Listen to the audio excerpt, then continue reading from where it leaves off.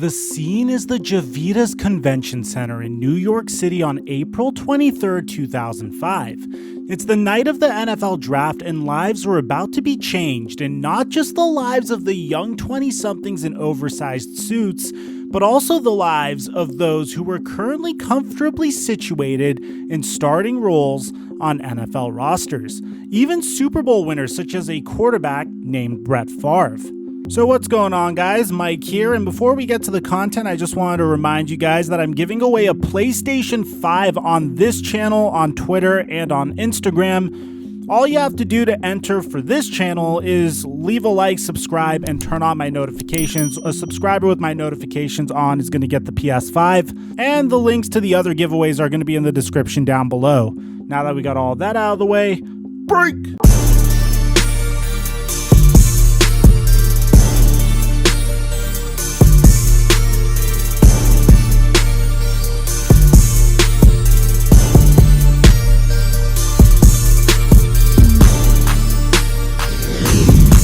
Aaron Rodgers was a 21-year-old Heisman Trophy finalist coming off of two powerful seasons as a Pac-12 quarterback. The most recent season leading the University of California to a 10-1 record. Thus, Rodgers was predicted to be drafted high in the first round, perhaps even going number 1 to his hometown San Francisco 49ers. Aaron Rodgers was from nearby Chico, California, and could become a local legend for the 49ers. However, as with most draft days, there were some exciting developments happening in the front offices. The Green Bay Packers were planning their draft selections in the war room to rebuild their roster as they had recently come off of the heels of a season where they lost in a wild card playoff game. Perhaps the Packers front office was also seeing the gray forming in their current quarterback's hair and maybe even observing him aging mentally right there on the field when their star player threw for 4 interceptions in that playoff game. The Packers' 35-year-old quarterback, however, was no slouch historically. Green Bay has been led by Mississippian Brett Favre for years, a 3-time consecutive NFL MVP award winner, an 8-time Pro Bowler at the time, and a 4-time NFL passing leader. As the world turned that day, experts' draft predictions were quite wrong, much to Aaron Rodgers' dismay, as he sat in a pinstripe suit, falling further down in the first round, his face looking sadder than if his dog had just died, finally receiving a phone call on his silver flip phone when it was Green Bay's selection at number 24. And even then, the situation for him was not nearly as ideal as San Francisco, because in San Francisco he would have been a starter right away.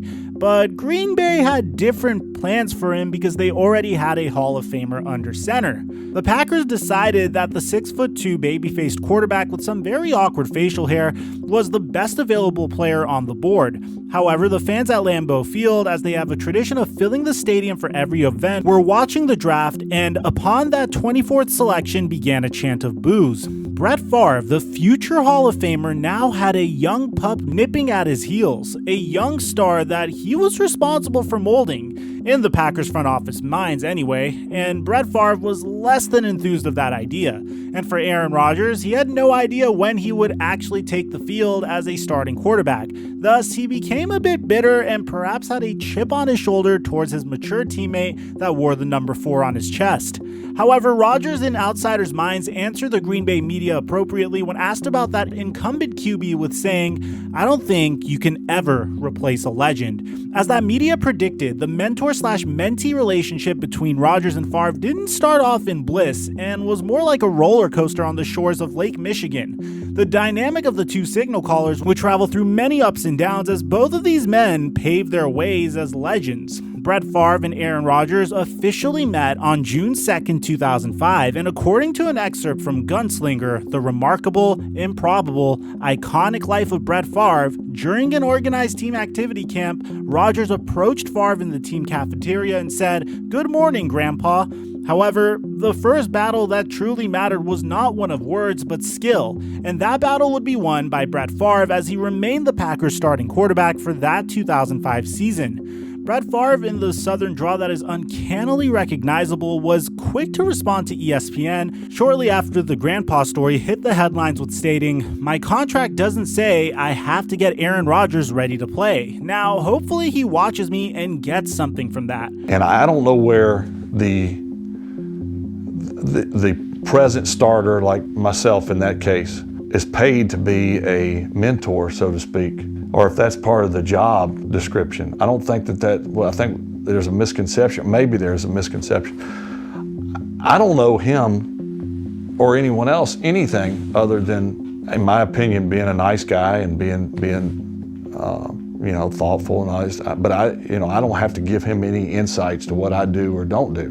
According to former teammates, media members, and diehard Packers fans blogs, they will tell you that Brett Favre was less than eager to help Rodgers and actually would continuously offend him and even make a mockery of him in the locker room and out on the practice field. One example from the Gunslinger book about Favre states that Craig Nall, backup quarterback that had been in Green Bay since 2002, served as Favre's sidekick in the tormenting of Aaron Rodgers. Those two boys from the South, Nall and Favre, often talked about Rodgers like two bullies prodding a nerd. Nall said of Rodgers that he was very cocky and very arrogant. That's how he came off, like a rookie who knew everything. As Aaron Rodgers rode his silver mountain bike to training camp that July, similar to the nerd that his fellow position group members said he was pedaling towards a new job, and that job was to remain on the sidelines donning only a headset and clipboard. Aaron Rodgers' cleats would only see the field in a few brief instances in the immediate future, but as we all know, he would eventually get his turn, but had to endure being at the bottom of the totem pole for quite a while. One thing that Rodgers did have to his advantage was his excellent football IQ. Aaron Rodgers sat in the front row of team meetings and raised his hand to answer almost every question any coach asked of him. Rodgers had scored a 35 on the Wonderlic IQ test, an aptitude test that NFL teams used before the draft to gauge the intelligence of prospects, and that score placed him in the 96th percentile. Former players said that Rodgers would often brag about his score, especially during his early days as a rookie. During one of the quarterback team meetings, Rodgers said, "Brett, what did you get on it?" Favre replied with, "I have no idea." Rodgers responded with, "I do. I looked it up. You got a 22. Following that meeting, Rodgers left the room first, followed by the quarterback's coach, Bevel, and then Favre and Nall. Wonderlic score. Favre said, "Do you believe that shit? I run circles around his ass." The bullying continued and focused in on Rodgers specifically during his rookie year. From a shirt that had Rodgers' face on it and inappropriate words referring to him being born as an accident to even more schoolyard-themed pranks. Me and Favre were sitting there, his locker's right next to mine. So we're sitting there, we're talking. Favre looks up at the table, and he sees this replica helmet sitting up there. He's like, "Dude, you know it'd be funny? What if we put somebody's real helmet out there and somebody signed it?" Like, yeah, that'd be pretty funny, you know. So he grabs his stuff, man. He starts sprinting down the hallway. I said, "Oh, he's up to something." So I grab mine, and I'm right behind him. We get into the locker room. He immediately grabs my helmet and his, gives it to the equipment guys. "Hey, hold on to these for a little bit." Takes Aaron, put it out next to that replica helmet. I'm seeing guys sign the helmet. He's still right there. I'm about to give the whole joke away. Aaron's grabbing his stuff, and he's getting ready to walk out the locker room. He's like, "Hey, look, Aaron, I got to send these helmets out today, man. They're Christmas presents. Do you mind signing them real quick?" He's like, "Yeah, sure." So he's talking to him the whole time. Signs both helmets. Signs his own helmet. Doesn't even recognize it. Leaves the locker room, and we just went crazy with this. We're like, "Dude, y'all got to get over here and sign this helmet." You know, told him the whole deal. And so he's out there. He's warming up and everything. Me and Brett walk in the indoor facility with our helmets on, just so he would kind of know. And he looks at it, he's like, "How'd you get your helmet already?" And we just kind of point to the equipment guy that was bringing this black helmet over there for him to wear. They don't have time to make up a new helmet. It's Sharpie, you're not rubbing that stuff off. So he had to practice with it the whole day. Perhaps the most vicious rumor, one that still circulates to this day, was a rumor that he was gay, because in this boys' club, Rodgers didn't brag about the size of his Johnson or his victories in the bedroom. Rodgers, being the butt of many locker room jokes, was not helped by the fact that the media immediately started making comments about Rodgers taking the reins and that perhaps Favre should be put out to pasture. the media also stating that it should happen sooner rather than later. The Packers took a 17-3 defeat in Detroit in their first game of the 2005 season, a game in which Brett Favre threw 2 interceptions. Then Green Bay losses in the next 3 consecutive games egged on the conversations of perhaps there might be a better option at quarterback than Brett Favre. Analytic genius Chris Collinsworth, one of the game's most respected voices, said on the program Inside the NFL, if this Packer team is sitting there at 2-8, the last 6 games absolutely have to go to Aaron Rodgers. Later in the season, in a game against the Ravens, Favre once again had 2 interceptions and was 14 of 29 in passing and was getting trounced 48-3 when Rodgers entered the game late. The problem was that Aaron Rodgers also struggled against the dominant Ravens defense, and according to Tom Silverstein of the Milwaukee Journal Centennial, Rodgers was missing a mentor when he needed one the most, with Tom writing, Favre just stood on the sideline, a parka on, and he never went over and talked to Aaron. Silverstein went on to say he asked Rodgers afterward if he was surprised that Brett didn't offer any help. Rodgers responded with stating, I don't know what to say. Aaron Rodgers' rookie season ended with a 4-12 record, but there would still be a long look into the future before he would move on to the starting role under center. In 2006, Favre injured his elbow in a game against New England, and Rodgers replaced him only to break his foot and be sidelined for the remainder of the season. Favre, notorious for being the Iron Man who rarely let injuries sideline him for long, would return that season, but the Packers finished with an 8-8 record and once again missed the playoffs. The 2007 season began with Favre once again in the starting role, even after he hummed and hawed during the offseason about possibly retiring. And this is an understatement. Literally, Favre would say something different each and every day. And that season, Favre looked like he had aged backwards because he was leading the Packers to the promised land with a 10-1 start. The Green Bay Press-Gazette's Pete Doherty wrote that Rodgers has done nothing to eliminate himself from the succession line, but he's done nothing to push Favre towards retirement. Then, that November, Rodgers got his chance to finally let his actions speak louder than his words. Call it 2nd and 12. This one hit Fred arm was hit as he released it. They're calling this one interception. And Brett may be hurt. In the second quarter of the Packers matchup against the 10-1 Dallas Cowboys in a game that was a fight for first place in the NFC, Favre injured his arm and Rodgers would start calling the plays under center with the Packers down 27-10. Rodgers led 2 drives for scores, one being his first career touchdown pass, and his rally cry brought the Packers within 3 points of the Dallas Cowboys. Oh, and by the way, there were 10.1 million people watching because this was live on Thursday Night Football, which was enough to see that Rodgers could in fact become the real deal. Chris Collinsworth, who was calling this Thursday night game, coined Rodgers' 30-yard scramble in that game Elway-esque. As the story goes, you can't keep a good dog down, and Favre would return quickly. The next game, in fact, and would end the season with 4,155 passing yards, 28 touchdowns, and 15 interceptions.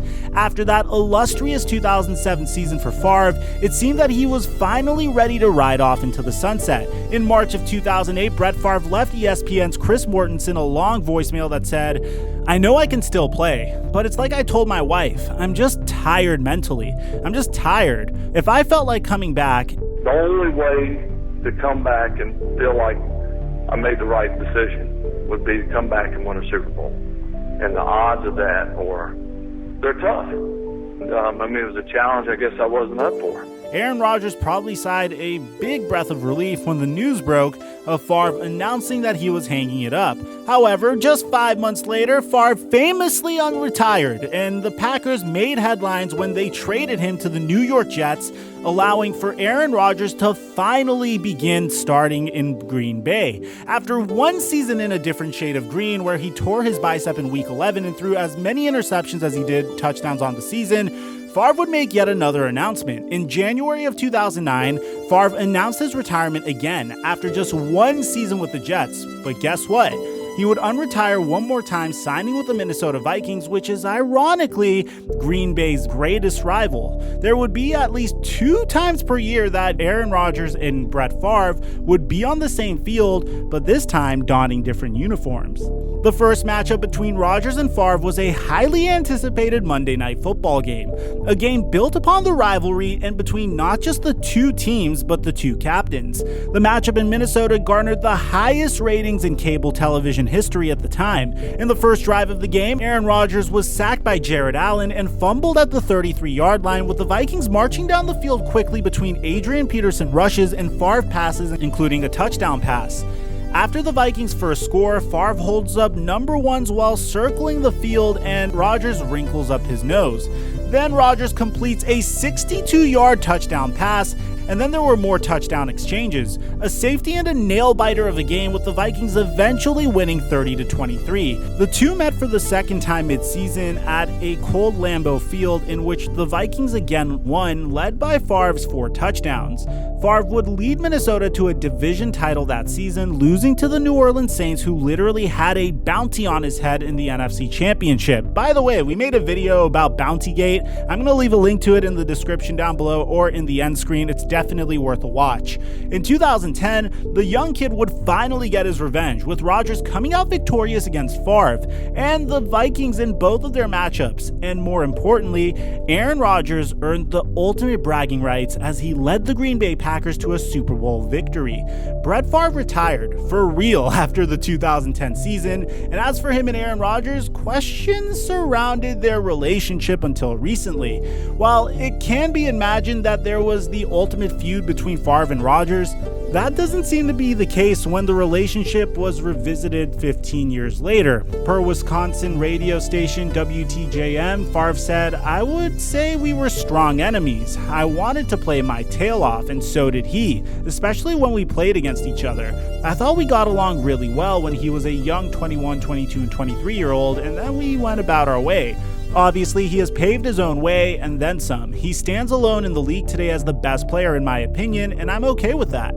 Seemingly, it might just be a feud built up by outside resources, or perhaps the two decided to become adults about what happened in the past, as Favre has mentioned multiple times that there was no actual beef between the two and that he had never been upset with Rodgers, and said that he in fact considers him a good friend. We got along fine, I mean really," Favre said in an interview on Sirius XM NFL radio in 2013. "There were no problems between Aaron and I had no problem with him becoming the next quarterback for the Packers. It was bound to happen at some point," which is kind of ironic because at the NFL Awards in 2013, they are known for having a very awkward exchange as they both took the podium to announce an award. We're here to present the award for Best Comeback Player. You know, Aaron, everyone loves it when a great player makes a comeback. Yeah, but not always. Some people wish, great players would just retire and stay retired. Good to see you too, Aaron. That was awkward. But I'm sure they had to work through this awkwardness to eventually get better. And Aaron Rodgers actually seconds Favre's opinion of their relationship as well. As a matter of fact, in 2019, Aaron Rodgers appeared on Pat McAfee's show, with Pat being one of Rodgers' good friends, and Rodgers revealed that Favre and him speak about once a week. It is also noted in the media that the two have spent some time together on Favre's ranch, and Favre serves as a solid mentor for Rodgers, in which Rodgers truly appreciates. The draft day script of 2020 seemed eerily familiar to 15 years ago. Brett Favre was flabbergasted by the drafting of that rookie quarterback, Aaron Rodgers. This time, the tables have turned, and Grandpa is now a 36-year-old Aaron Rodgers, a future first-ballot member of the Pro Football Hall of Fame, a Super Bowl champion and 2-time league MVP. And the first-round pick, 26th overall, is Jordan Love. Through the controversy of this past April's draft, who was there to back up his friend and Aaron Rodgers? No other than good old Brett Favre. Shortly after this year's draft, Favre mentioned that he seemed to think that Rodgers has job security for as long as he wants. However, Favre did change his tune a few days later when appearing on The Rich Eisen Show after disclosing that he and Rodgers had talked about what had happened in the draft. See, best friends forever, and it seems that Favre really has Rodgers back. Anyway, Favre made a not-so-subtle hint that Rodgers wasn't happy with the Packers selecting Love at number 26, going on to say that Rodgers had every right to be disappointed. But he was, let's just say, surprised that they went in that direction. Favre finished that interview stating what a lot of football fans were already thinking after this year's draft. And you even said yourself, I think he'll play somewhere else. You do. You cut me off. You think he will not end his career as a Green Bay Packer just like you? My gut tells me no. Well, I guarantee you this, and I don't know this for certain, but I guarantee you it's got the wheels turning in Aaron's mind, which if that's the case, then that means that there's a chip on his shoulder towards the organization that otherwise was not there. This 2020 season will be an interesting one for Packers fans, and so far at the time of this video, it appears to be a very successful campaign. Will the drama continue to swirl around Aaron Rodgers, and will we see his time in green and gold come to a close, or like the great quarterbacks before him at 1265 Lombardi Avenue, will he be able to shut up the haters with MVP numbers while at the same time being a mentor to a young gunslinger and perhaps the future of the Packers? As for Brett Favre, I'm sure he has his popcorn ready. Thank you guys so much for watching our latest episode in this drama series. If you guys want us to cover more scenarios and stories like this, just let us know what we should cover in the comment section down below. And of course, make sure you check out our other stories as well in the end screen in front of you. Aside from that, I'm your boy Mike, and I'm dropping our mic until our next upload.